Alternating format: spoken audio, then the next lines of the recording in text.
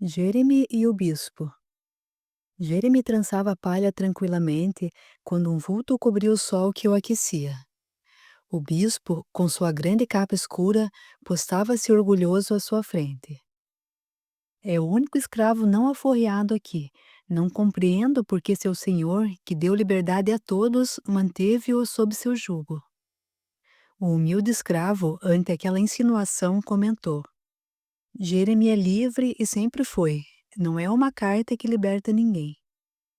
Raymond riu, irônico, e replicou: Se é livre, por que trabalha?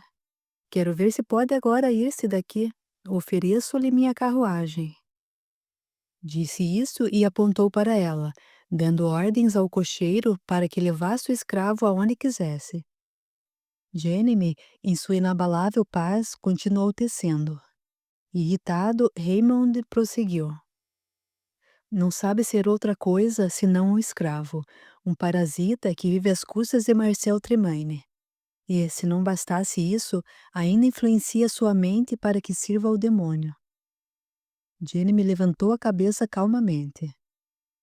O homem que se diz mensageiro de Deus é mais parasita, porque ao invés de trabalhar, vive da fé e do medo das pessoas. Transtornado de raiva, o bispo retrucou: Posso mandar queimá-lo por essa insolência, servidor do demônio. O escravo então avisou: Nosso Senhor preparou para breve a partida de Jeremy, mas, se fizer isso, vai antecipar a alforria. Vendo a presença de espírito do escravo, sua calma e serenidade, os olhos do bispo cuspiam fogo e, em completo desequilíbrio, levantou a bengala e desferiu vários golpes em Jeremy, que acabou desmaiando. Os golpes causaram uma lesão nos pulmões do escravo, que já era muito idoso. Como ninguém mais tinha visto a cena, tudo ficou em segredo. Nos planos superiores. Marcel sentiu algo estranho e logo concluiu que Jeremy não estava bem. Largou tudo em New Orleans e partiu para Houston. Lá chegando, deparou com seu mestre muito fraco. O desespero tomou conta dele. Sentia que as desgraças brotavam agora de todos os lados. Marcel procurava manter a calma e cuidava de Jeremy com todo desvelo, até que este se recuperou. Em uma noite tranquila de inverno, Marcel sentiu uma sonolência enorme e, sem resistir, deitou-se e dormiu. Pouco depois, dois espíritos que já o acompanhavam aplicaram-lhe recursos magnéticos e ele desdobrou com grande consciência, sendo encaminhado para uma espécie de carruagem sem cavalos ou cocheiro, que possuía diversos pontos luminosos. Essa carruagem flutuou acima do chão e foi em direção às estrelas, para então penetrar em outra carruagem maior. Lá, ele foi levado até um grande salão e recebido por um grupo de espíritos, entre os quais Jeremy, que se mantinha em seu humilde corpo de escravo, Lume e outros santos que Marcel sabia já conhecer. Colocaram-no sentado e um dos homens que lá estavam concentrou-se, irradiando uma luz que cegava os olhos de Marcel. Daí a instantes, ele compreendia as palavras, apesar de não ouvi-las, de um espírito superior a todos eles. Disse muitas coisas importantes e orientou que Jeremy deixasse a vestimenta carnal a fim de realizar uma tarefa em outro plano. O escravo suplicou mais algum tempo, ao que o grande espírito concedeu. Marcel também foi orientado no sentido de desligar-se mais do materialismo, para resgatar uma série de erros do passado por intermédio de um trabalho apostolar. A riqueza que possuía o ajudaria nesse sentido. Por fim, o espírito foi-se, tendo ficado pouco tempo. Marcel recebeu o carinho espiritual dos amigos que lá estavam e emocionou-se muito com a presença de Lume. A mentora depois o levou até uma espécie de espelho, onde se projetavam imagens, e lá pôde ver uma figura familiar. Era Marie, sentada em um banco de um jardim entre flores e pássaros, a repousar. Marcel passou a mão na tela e chorou por um instante. Lume disse-lhe: Ela está muito bem e em breve vamos colocá-los juntos. Marcel, com dificuldade, confessou: Não mereço tanta alegria ao mesmo tempo. Lume olhou discretamente para ele e argumentou: Agradeça a Jeremy. Não tardou muito e foi Marcel reconduzido para onde descansava seu corpo.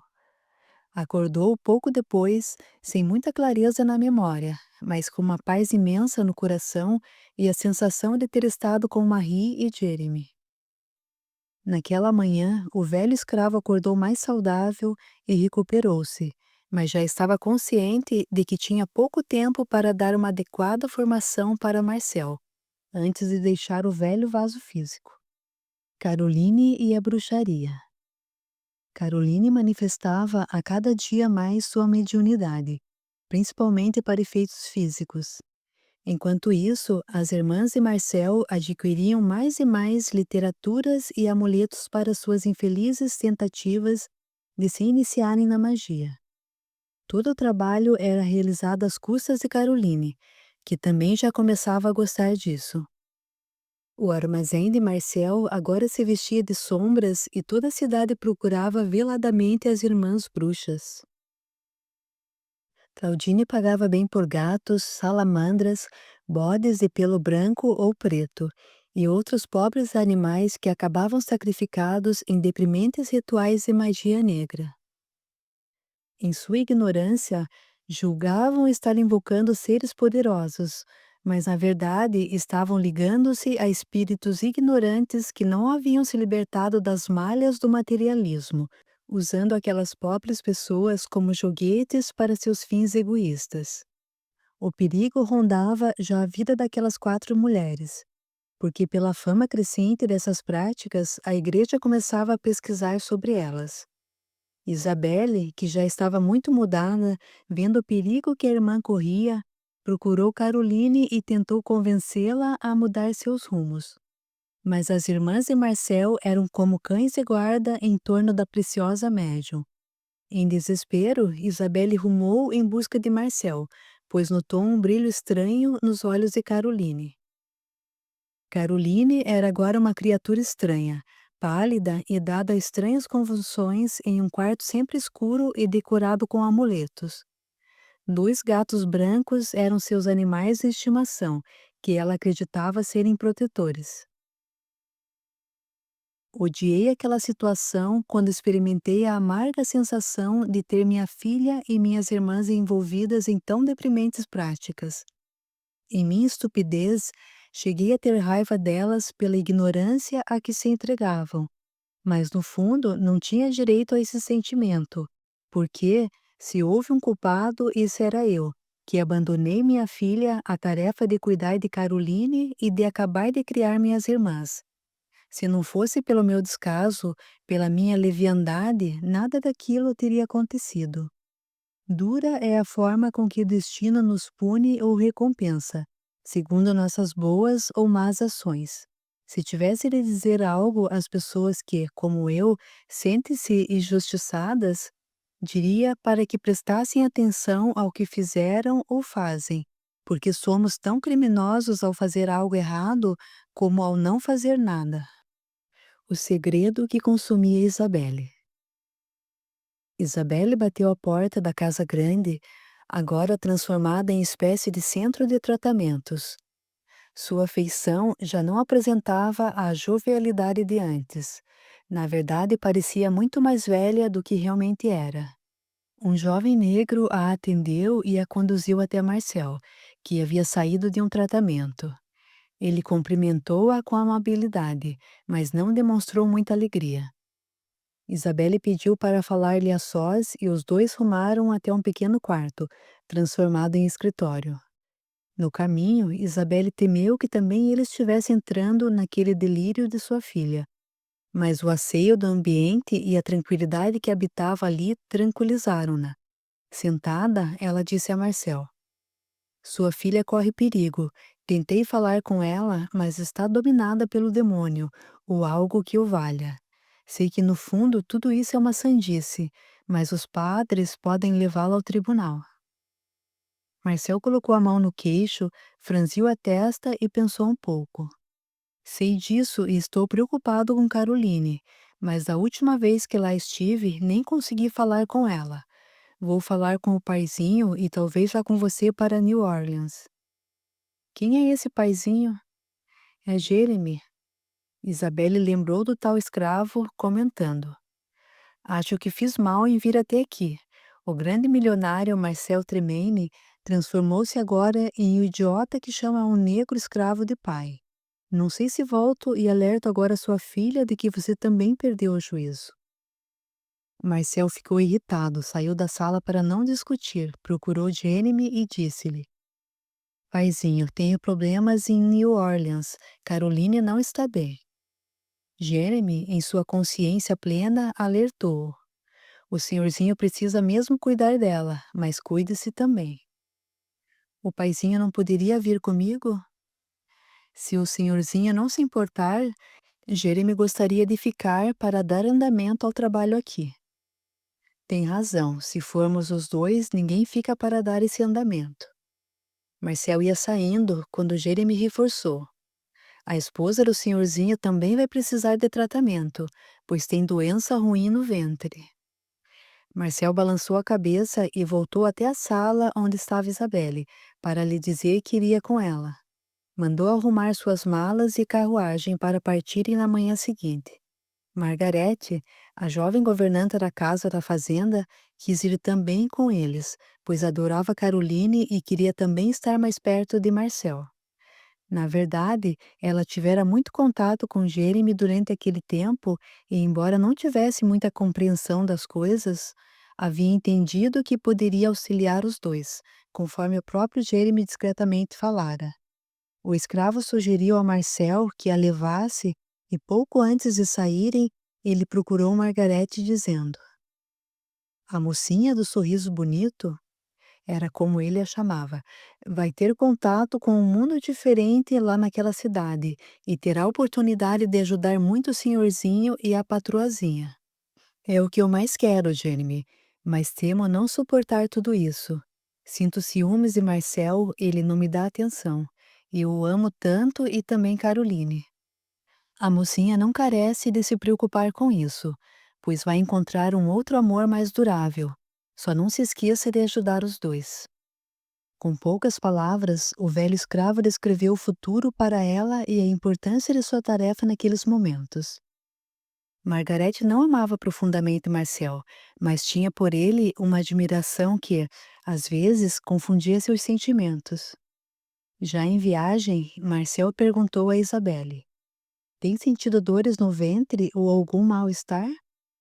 Ela respondeu de pronto: Sim, estou preocupada. Não tenho me alimentado direito e sinto cólicas terríveis.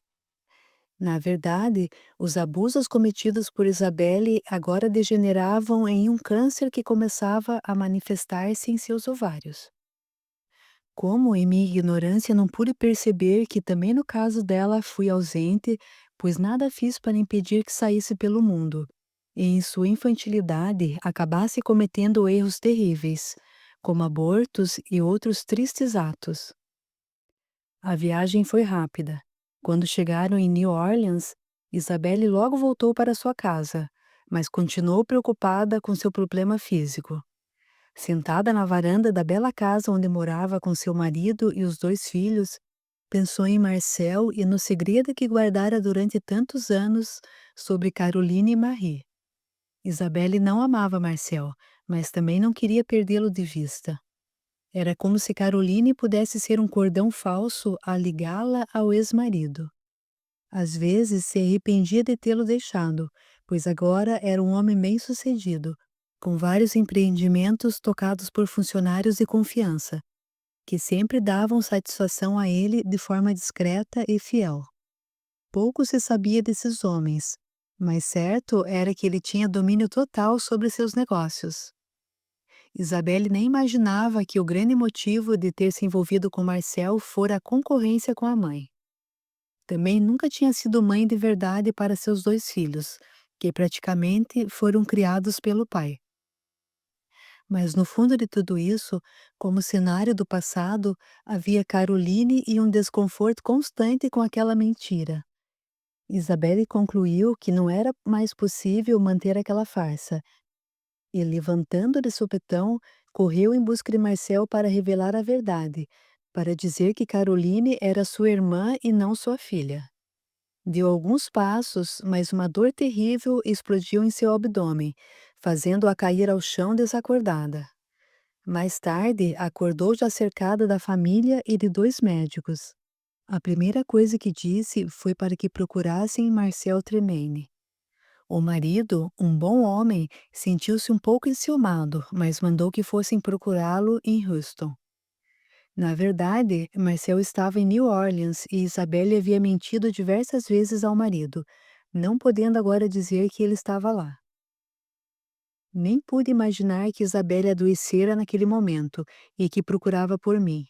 Também estava tão ocupado com o problema de Caroline que não dei a devida atenção à orientação de Jeremy. Nova falha minha. E lá estava Isabelle a consumir-se entre as dores físicas e as dores da consciência. Margarete e Caroline. Entre os inúmeros visitantes que diariamente estavam no antigo armazém, alguns já faziam parte do grupo que realizava os trabalhos de necromancia. 2 garotos disputavam as atenções de Caroline, Andrew e Jean. Andrew era um bom moço, de família humilde, e havia entrado por distração naquele grupo. Jean era filho de uma senhora viúva de boas condições econômicas. O primeiro realmente gostava muito de Caroline, e o outro era caprichoso e ambicioso. Também havia vários outros representantes da sociedade que compareciam veladamente ao antigo armazém. Nesse período surgiu Margarete, que, amando de Marcel, procurou primeiro conquistar a confiança das irmãs dele. Assim, a boa e forte amizade de Margarete e Caroline foi reatada. Logo, pelos imperativos do destino e segundo havia previsto Jeremy, Margarete apaixonou-se por Stan, um moço que também frequentava o armazém. Mas ela manteve firme a promessa feita ao bom africano de ajudar Marcel. Com muita presença de espírito, Margarete foi convencendo Caroline dos erros e riscos que corria. Formou-se, assim, dentro do grupo voltado à magia negra, uma dissidência composta por Margarete, Caroline, Stan, Andrew e outros, mas Jean começava a funcionar como um espião. Do outro lado da cidade, começava a se tornar famoso um outro trabalho. Havia um desconhecido que curava os enfermos e alimentava os pobres. Na verdade, era Marcel que procurava fazer seu trabalho sem ser identificado. Uma noite, Margarete convenceu Caroline a acompanhá-la em secreta visita ao desconhecido. Confiante na amiga, lá foi Caroline. Pai e filha se reencontram. Marcel estava junto à escrivaninha escrevendo uma carta para Jeremy. Seus olhos já ardiam e uma sonolência começava a dominá-lo, quando viu batidas à porta. Olhou para uma fresta e seu coração disparou. Era Margarete acompanhada por Caroline. Conforme o combinado, ele mandou que entrassem e sentou-se de costa na penumbra. Margarete aproximou-se e disse: Doutor, trouxe uma amiga para que conheça. Disfarçando a voz, ele mandou-as se sentarem. Caroline tinha os olhos arregalados de curiosidade. De costas ainda, ele fez uma série de revelações sobre a vida de Caroline e por fim afirmou: A senhorita é filha legítima de Marcel Tremaine. Impressionada, Caroline retrucou: Como sabe de tantas coisas sobre minha vida? Emocionado, Marcel revelou-se dizendo: Sei muito mais ainda, ma petite. Caroline ouviu aquela peculiar forma de chamá-la que só mesmo Marcel utilizava e, aproximando-se dele, em pranto exclamou: Monsieur Marcel! Ele levantou-se e abraçou-a, com os olhos molhados. Sou eu, minha filha. Quando passou a emoção inicial, Caroline perguntou: Monsieur diz que sou sua filha legítima. Estava só brincando, não é? Não, ma petite. Você é mesmo minha filha com Isabelle. Eu é que fui sempre um canalha de não reconhecê-la. Por favor, perdoe-me. Marcel abraçou-a novamente e Margarete abraçou-se aos dois. Depois conversaram longamente os três. Caroline perdoou sinceramente ao pai, numa grande alegria por saber que não era órfão. Marcel queria que Caroline voltasse com ele para Houston, mas ela pediu apenas para voltar e arrumar suas coisas. Na verdade, era ela muito dependente de Claudine e estava muito insegura. Finalmente, então decidiram sair de New Orleans dali a alguns dias. No entanto, todo o plano malograria, pois Jean delatou a saída noturna de Caroline e, embora não tivessem descoberto sobre Marcel, as irmãs dele praticamente encarceraram Caroline. A morte de Isabelle. Marcel andava de um lado para outro, aflito com aquela situação de estar longe de sua filha. Finalmente, sentou-se na cama para levantar instantes depois, assustado quando viu um facho de luz adentrar o quarto. No meio da luz, viu com nitidez a imagem de Jeremy avisando: "O senhorzinho precisa ir até onde está Isabelle, pois ela vai morrer." Somente essas palavras e Jeremy sumiu no ar. Na manhã seguinte, Marcel bateu à porta da casa de Isabelle e a adentrou, convidado pelo marido dela, que lhe disse: "Monsieur Marcel, estivemos procurando-o a pedido de Isabelle durante muito tempo. Há poucas horas mesmo ela esteve desesperada para lhe dizer algo que não sei o que é." "Posso vê-la, Monsieur Gilles?"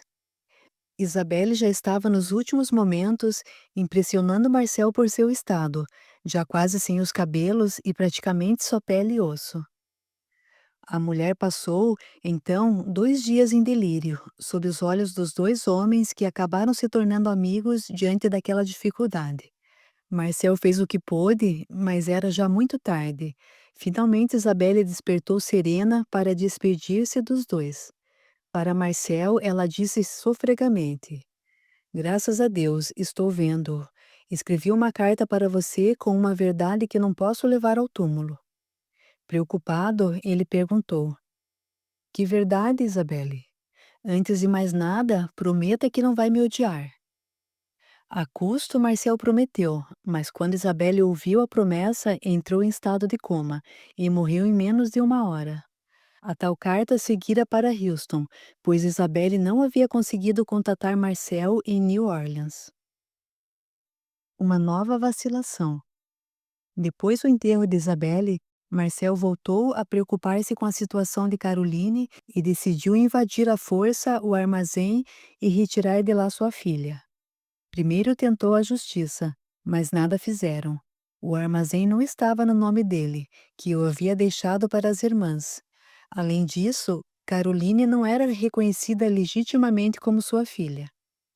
Todos os esforços para libertar sua filha pela lei foram inúteis, mesmo porque, quando o juiz foi ouvi-la, ela negou que estivesse presa.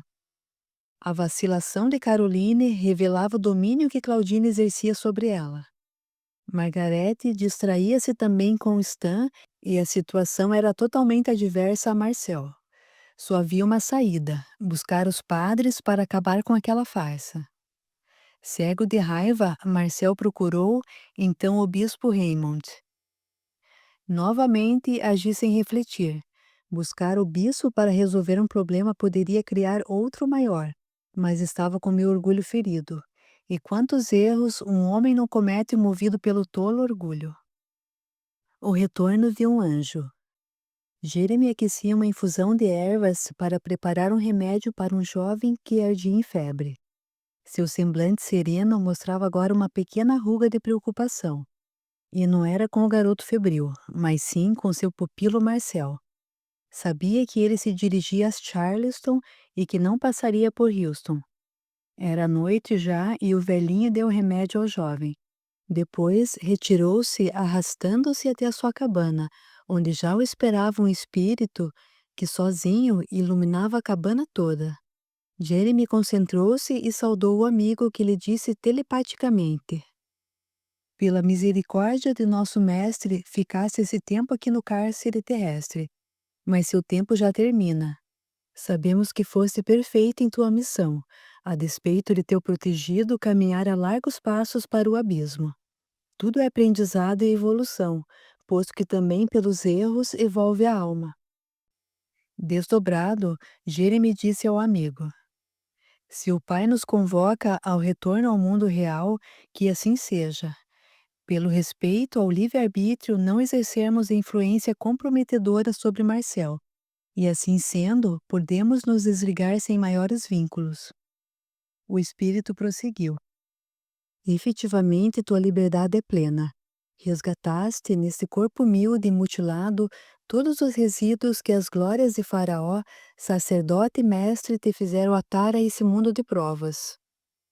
Sê bem-vindo ao regaço do Pai, que o Divino Mestre te espera de braços abertos. Jeremy, por fim, em sua humildade plena, curvou-se ante o amigo, ponderando: Pelos laços do fraterno amor, ainda estamos unidos a esse jovem e valoroso trabalhador que hoje desliza no abismo e rogamos que, mesmo à distância, possamos acompanhá-lo, se assim permitir o nosso Mestre. O Espírito então concluiu: Nobre alma, o Senhor é contigo. Se laços tão profundos te unem a Ele, é porque o Pai, em sua sagrada misericórdia, assim o quer. E, sendo assim, o que Deus une, respeitamos. Acompanharás a trajetória desse homem que te é caro. Jeremy lá permaneceu emocionado. Na tela mental agora desfilavam as lembranças do passado. A vinda dele àquele planeta para colaborar com a evolução das almas primitivas, a orientação do governador planetário antes de na Terra portar, e as diversas encarnações desde remotas épocas na Lemúria, Atlântida, no Egito e na Palestina. De mestre da magia a astrônomo, de terapeuta a mestre do amor e da humildade. Observação: ver obras de Francisco de Santa Cruz. De tantas vestes que a ilusão da matéria lhe forneceu, fora concluir, na mais humilde de todas, a sua vivência em corpos densos. E muitas vezes ainda, quando teve a oportunidade de se vestir em envoltórios para contatar com as criaturas da terra, o fez nessa forma, em gratidão a Deus, que dá ao homem segundo sua necessidade, pois esse não tem maturidade ainda para pedir. A ave dá seu vôo de liberdade. O bispo Raymond jantava em sua mansão quando foi anunciada a visita de Marcel Tremaine. Um sorriso vitorioso enchia o gordo rosto do clérigo. Mandou que entrasse o milionário francês. Ora, ora, Monsieur Marcel. Finalmente recebo sua visita. Está um pouco atrasado. Como vai, Excelência? Estive ocupado com meus negócios. Raymond não mais tocou nesse assunto.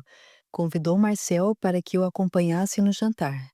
Marcel sentou-se à mesa e tentou disfarçar sua ansiedade. Repentinamente, indagou-se o que fazia naquele local e sentiu-se perdido, pois o bispo não lhe era agradável. Mas logo Raymond o trouxe de volta daquele transe. Depois de conversas dispersivas, Raymond pressionou Marcel até que esse começasse a contar os motivos que o levaram a procurá-lo. Depois de horas de conversa, Raymond concordou em intervir naquele assunto, de forma a preservar principalmente Caroline. Marcel já se dispusera a pagar uma fortuna para que tudo corresse bem, mas Raymond exigiu algo mais. Entre o seleto grupo dos padres havia uma vaga e ela seria vendida a Marcel. Primeiro Marcel recusou, mas logo também sua vaidade o impeliu a tal ato. Dessa forma, foram arrumados alguns papéis para que Marcel se tornasse padre. Nos dias que se seguiram, Raymond levou Marcel para reuniões com outros bispos, padres e um cardeal, e todos se impressionaram com ele. Na verdade, Marcel era hábil com as palavras e já tinha excelente intimidade com os textos da Bíblia. O cardeal também adotou Marcel e o assédio daqueles homens sobre ele passou a ser constante. Depois de quase um mês preso entre aqueles clérigos, o padre Marcel preparou escondido sua viagem para New Orleans, mas o cardeal Elliot destacou Raymond para ir com ele resolver o problema naquela cidade. No caminho para pegar o rio Mississippi, Marcel sentiu novamente que Jeremy tinha algo, e mudando rumo para Houston, enviou Raymond para New Orleans. Nos arredores de Houston, já o coração de Marcel parecia sair pela boca de tanta ansiedade. Ao adentrar a fazenda, correu desesperado em direção à cabana e não encontrou Jeremy. Só então é que conseguiu ouvir uma das serviçais da fazenda que o acompanhava desde a entrada. O paizinho está lá em cima. Ele não queria sair da cabana, mas os homens o colocaram lá na casa grande. Esse então falou aflito: Pelo amor de Deus, o que ele tem? O paizinho está muito mal, quase não respira. As lágrimas brotavam como torrentes dos olhos de Marcel, que correu em direção ao quarto onde estava Jeremy. Entrou, debruçou-se ao lado de Jeremy. Quando vi aqueles olhinhos de anjo abertos a me fitar com a mesma luz e serenidade de sempre, senti-me aliviado. Eu só não podia acreditar que meu paizinho era mortal. Jeremy, já muito fraco, sorriu com seus dentes brancos para Marcel. A respiração era pouca, quase extinta, pois um dos pulmões já não mais funcionava e o outro estava muito fraco. Marcel abraçou-o, afirmando: Eu vou curá-lo, paizinho, eu vou curá-lo. Jeremy olhou em seus olhos e arrancou suas últimas forças para instruir Marcel. O senhorzinho não pode mais curar Jeremy. Por que, paizinho? Está na hora de Papai do Céu levar Jeremy de volta. Não, não, ele não pode levá-lo, paizinho. Eu não sei fazer nada sem você.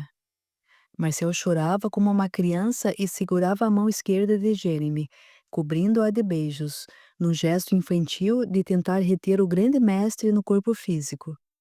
Jeremy sentiu-se mesmo atado ao vaso físico por causa de Marcel. Respirando um pouco mais, disse: Tem uma coisa que o senhorzinho precisa saber. E apontou para uma carta sobre a escrivaninha. O que é isso, paizinho? Jeremy respirou novamente e esclareceu. É sobre a filhinha do senhorzinho. Era a carta que Isabelle havia mandado para Marcel contando sobre Caroline. O velho escravo falou isso e começou uma tosse abafada. Em pânico, Marcel exclamou: Pelo amor de Deus, paizinho, não me deixe. Novamente, a alma semi-liberta de Jeremy se atava ao corpo moribundo por causa do apego de Marcel. E já buscando libertar-se, murmurou: Jeremy não vai abandonar seu senhorzinho. Agora me acompanhe naquela oração bonita que o nosso Senhor Jesus Cristo ensinou. Sofregamente, os dois foram falando pausadamente o Pai Nosso. A atmosfera foi se tingindo de luzes multicoloridas e Marcel entrou em transe com o efeito da oração, podendo ver um grupo enorme de espíritos que vinham buscar o seu paizinho. Quando terminava a última palavra da oração, já estava Jeremy completamente desprendido do corpo, que o servira naquela última romagem terrestre. Marcel viu novamente aquele anjo de luz que, saindo quase instantaneamente dos despojos carnais, elevou-se sobre ele e o abençoou, dizendo: Obrigado, querido filho. Que o amor recíproco nascido entre nós permaneça, e, enquanto o Senhor da vida nos permitir, estaremos unidos por esse laço de amor que liberta as almas. Durante incontáveis horas permaneceu Marcel ali, abraçado ao corpo inerte de Jeremy, a desmanchar-se pelas lágrimas. Meu coração parecia ter desaparecido de tanto que se comprimiu no peito. Eu não me conformava ao olhar para aqueles cabelinhos brancos e aquele rosto que parecia o de uma criança, quando sorria. Chorei sobre aquele casaquinho azul claro que ele mantinha sempre limpo e sobre aquela calça branca, que tinha uma das pernas amarradas. Beijei aquelas mãos que tanto trabalharam, que curaram doentes, embalaram bebês e que acariciaram meus cabelos nas horas mais difíceis. Na verdade, não posso dizer o que senti, porque meu vocabulário é medíocre para retratar quem era Jeremy e, portanto, o que senti perder. Levei em meu colo aquele corpinho pequenino, onde habitara um gigante, até a velha cabana onde ele queria ter morrido, e nem essa vontade dele consegui realizar. Lá, no local mais sagrado que já entrei, foi que consegui entender e aceitar a sua morte. Assim como o sol não brilha à toa, assim brilhava a luz interior daquele homem. Viera ao mundo para iluminar as almas perdidas, como barcos à deriva nos mares tormentosos da ignorância.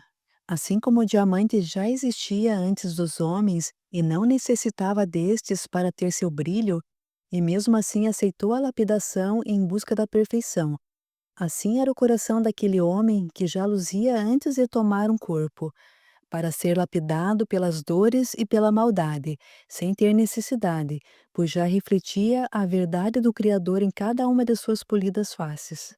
Assim como a noite é o descanso do dia e não o seu ocaso, pois todo som repousa no silêncio, assim era meu paizinho com sua face escura e marcada pela rigidez da vida, mas que representava para mim o repouso nos turbulentos dias de minha ignorância, pois falava na simplicidade a maior verdade, ou simplesmente apresentava o silêncio mais significativo que jamais tivera em meu desterro neste mundo. Assim como as árvores crescem imponentes, lançando-se em busca do céu e do sol, mas dependem inteiramente da terra fria e humilde que lhes sustenta as raízes. Assim me lancei em direção ao sol da glória e do poder, mas só me sustentei enquanto apoiado naquele homem que não se importava em ser a terra, ou mais que isso, que se alegrava simplesmente por saber que dava os passos certos ao seu senhorzinho. Assim como as aves constroem seus ninhos apenas para proteger sua descendência, porque seu verdadeiro reino é a liberdade dos céus, assim esse homem vier ao mundo apenas porque somos pequenas avezinhas que ainda não aprenderam a voar, pois seu verdadeiro reino é a glória do Espírito Eterno. Assim como uma vida inteira é apenas um piscar de olhos na eternidade, assim seria uma existência muito pouco para que eu pudesse compreender que precisava mais do paizinho do que da água que bebia. Ele era minha água e meu ar. E quem lembra do valor da água e do ar senão no dia em que estes faltam? E quem tem a beatitude, ao beber a água, de dar graças ao Pai que a criou? Pois assim bebi da fonte desse homem, sem entender por que o Pai, num ato de sua bondade, o havia dado a nós, miseráveis seres humanos. A revelação do antigo segredo. Marcel passou dias ali na cabana depois de enterrar os despojos de Jeremy. A Bíblia que lia para o paizinho e as estatuetas foram seus únicos companheiros naqueles momentos, até que recobrou ânimo e forças para abandonar sua prostração e voltar à vida. A fé na continuidade da vida espiritual, ensinada e exemplificada pelo santo escravo, foi o alicerce de sua recuperação, e o povo da comunidade que se formara em torno da fazenda de Houston o impeliu a retomar o comando das atividades. Depois do terremoto que passou por sua cabeça, ele abriu a carta de Isabelle e chocou-se com aquelas revelações.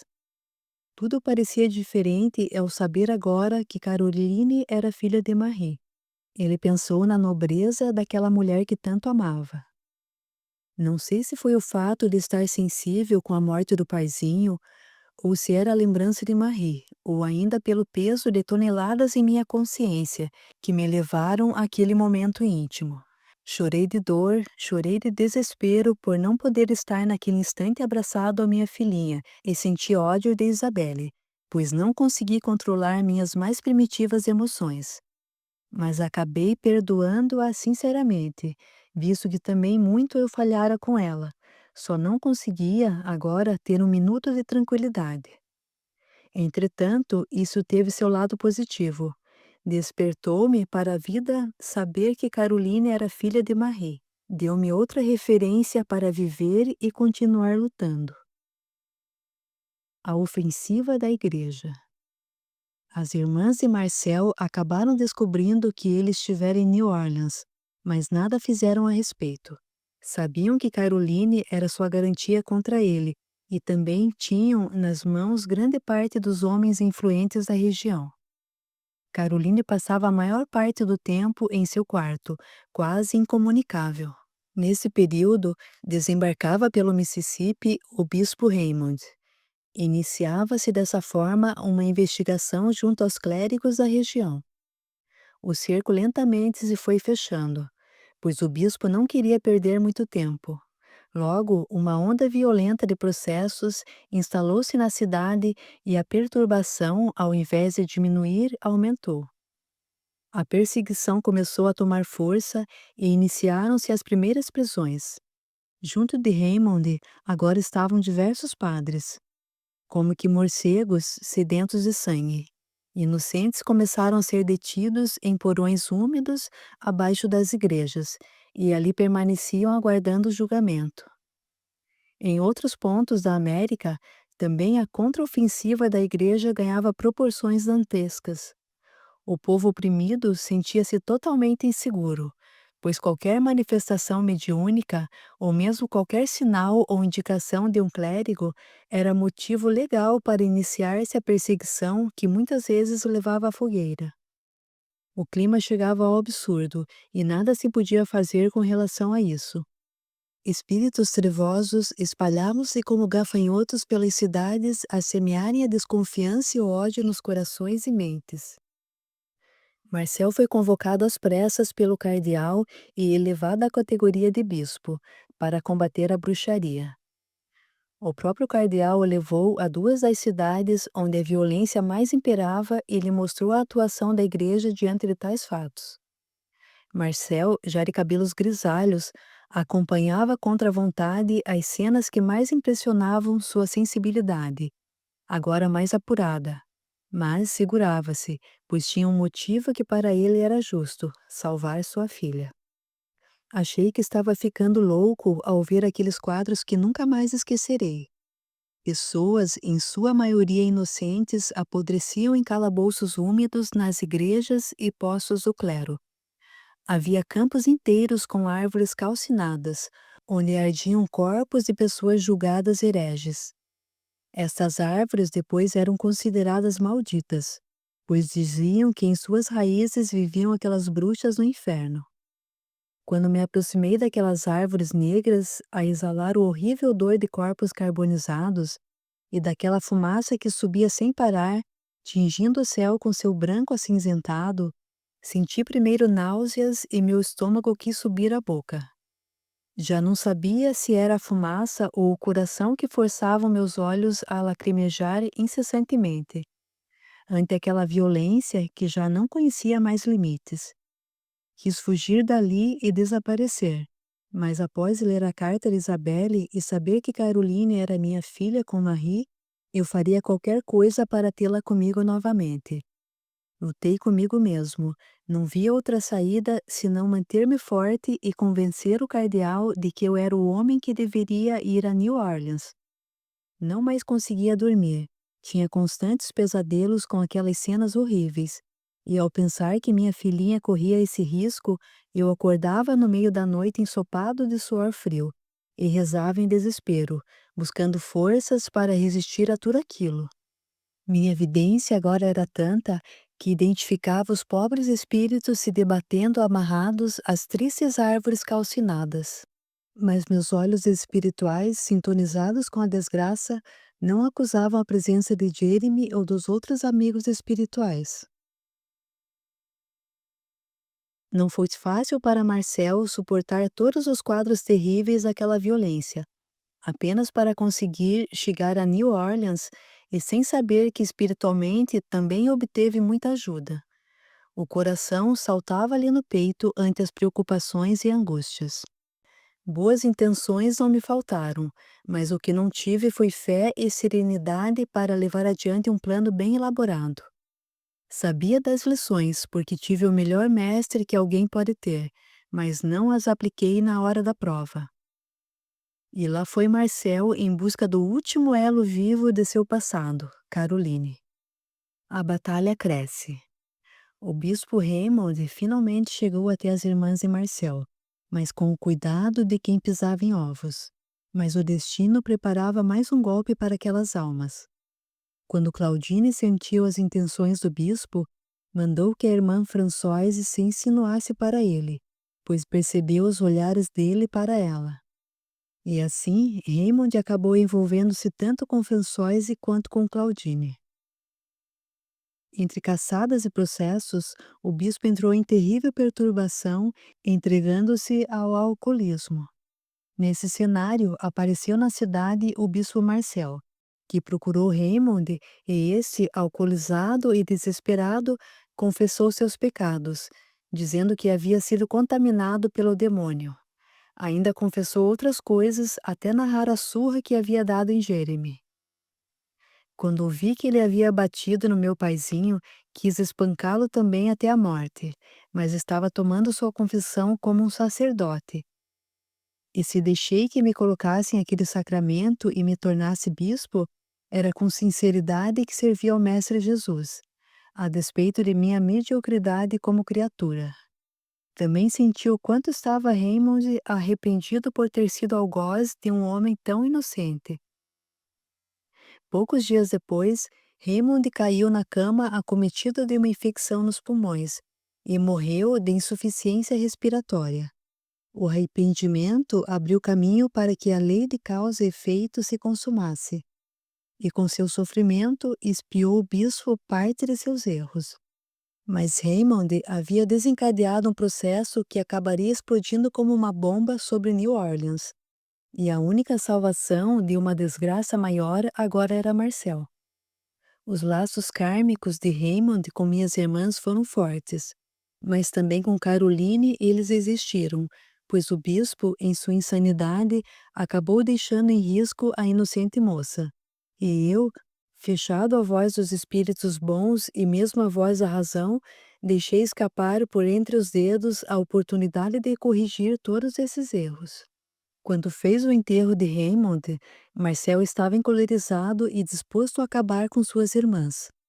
Saiu em direção ao velho armazém para prender aquelas que agora eram suas inimigas. Enquanto Marcel se envolvia com Raymond e sua enfermidade, Claudine procurava levantar provas em Houston e mesmo em New Orleans de que era ele o bruxo. E como as autoridades locais eram a favor das três irmãs, foi realizado um julgamento pro forma, que condenou o bispo Marcel por bruxaria e curandeirismo. Os padres que eram aliados a Marcel, temendo algum distúrbio na ordem, rumaram ao encontro do cardeal para que fossem, inclusive, providenciados reforços para New Orleans. Tudo se precipitava no momento em que Claudine havia concedido a mão de Caroline em casamento a Jean, em troca do trabalho de articulação que este fizera a fim de condenar Marcel. Caroline estava contrariada, mas não tinha coragem de enfrentar Claudine. Claudine, sem perceber, era instrumento de espíritos perversos e trevosos, entre eles o próprio Jacques, que não desistira da vingança a Marcel. Com requintes e crueldade, ele preparava duas festas, o casamento de Caroline e a prisão de Marcel. Todo aquele processo fora forjado, pois somente os clérigos poderiam condenar alguém por bruxaria, e ainda assim em um tribunal especial.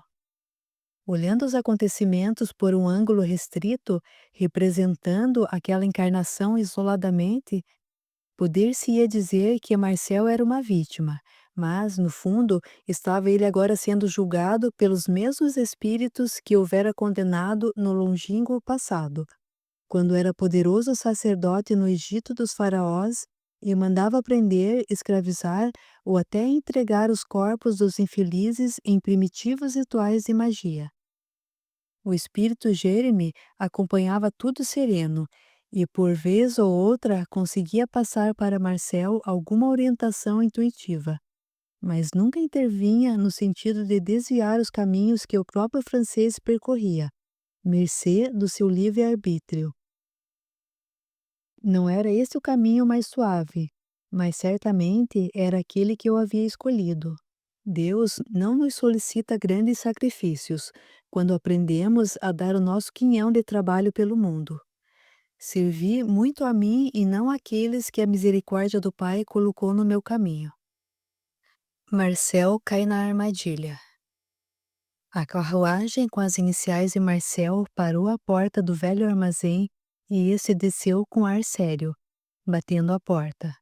Margarete atendeu e com ar assustado rogou: Marcel, por favor, vá embora daqui. Sem saber o que estava acontecendo, ele declarou: Vim buscar minha filha e sem ela não saio. Margaret, em pânico, falou para que ele a aguardasse na carruagem, ao que Marcel acabou concordando. Ela então adentrou o interior da casa e de lá voltou acompanhada de Stan, pedindo então a Marcel que fossem para outro lugar. No caminho, então, os dois contaram sobre tudo o que estava acontecendo e pediram a Marcel que fosse embora da cidade imediatamente. Ele desconfiou um pouco de tudo aquilo, mas concordou com eles. Depois de tudo, Margaret chamou Marcel em particular e contou sobre o relacionamento dela com Stan. Os dois sentiam-se culpados porque até então ela também estava envolvida com Marcel. Mas esse chamou os dois e fez com que dessem as mãos, abençoando aquela união com sua autoridade de bispo.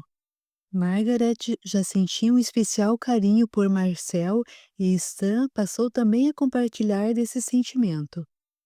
Despedindo-se dos dois, Marcel rumou para a casa onde estava hospedado e encontrou tudo revirado, passando daí a confiar mais nas palavras ditas por Margaret e Stan. Depois dispensou o cocheiro e pegou uma velha carroça para não ser reconhecido, rumando em direção ao Mississippi. Na beira do grande rio, foi apanhado por um grupo de homens que estavam já à sua espera.